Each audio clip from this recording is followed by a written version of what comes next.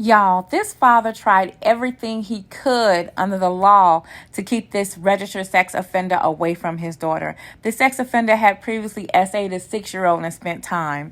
This sex offender would sit outside the daycare of his in his van of this man's daughter's daycare, stalking her and other children. He even got a protection order against this man, which they later dropped. He went to the man's home and beat him with a shovel about 15 or 20 times and finally unalived back as him 2018, with a Axtell moose told antler. police that 77-year-old Lawrence V. Scully was stalking his 22-month-old daughter at the time and other children in his van, parking it outside of her daycare.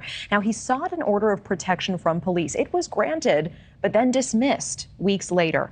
The sex offender was convicted of sexually assaulting a 6-year-old girl and was released from prison for that in 1982. Well, this father allegedly drove to Scully's house, beat him with a shovel 15 to 20 times before, quote, finishing him off with a moose antler. This happened about 2 hours north of Duluth, and right after the murder, Axtell immediately drove himself to the police station, covered in blood, and turned himself in for the murder. We want to bring in former FBI Special Agent Jennifer Coffindoffer. Jennifer, thank you for being here. Thank you for having me, Natasha. And first, Jennifer, just want to get your initial read on this case, and specifically premeditation here, because this father did not bring a gun to this man's house. The method of death, certainly unusual and gruesome. Any evidence of premeditation here, and how would this case likely play with a jury? Well, I certainly think a jury will be very sympathetic. This was a 3-year-old little girl. This was somebody who stalked outside of this daycare. Somebody who was indeed convicted of molesting a 6-year-old girl. And this will play well into the chances of him receiving a light sentence. Remember also, he turned himself in. He admitted to everything. Now, certainly I am not excusing his actions, but I'm just saying that typically a person who commits a crime like this for these reasons receives a lighter sentence. And it does seem that this father tried to involve police in 2018. We know that order of protection was filed against Scully after Axtell accused him of stalking and attempting to groom his daughter.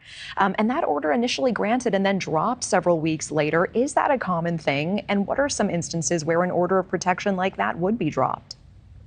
Well, it's not common, and it shouldn't have been dropped, particularly since this individual had been convicted. It's really disturbing, actually, that this well played into the actions then taken. If that order would have been kept, perhaps this whole incident would not have happened. But it did happen, and certainly he's going to have to pay a criminal price for his conduct. And seemingly he knew that and was willing to pay the price to keep his daughter safe from this individual in his mind. And sex offenders who have been released do live among us. They live in our communities. If a parent does not feel safe, they feel there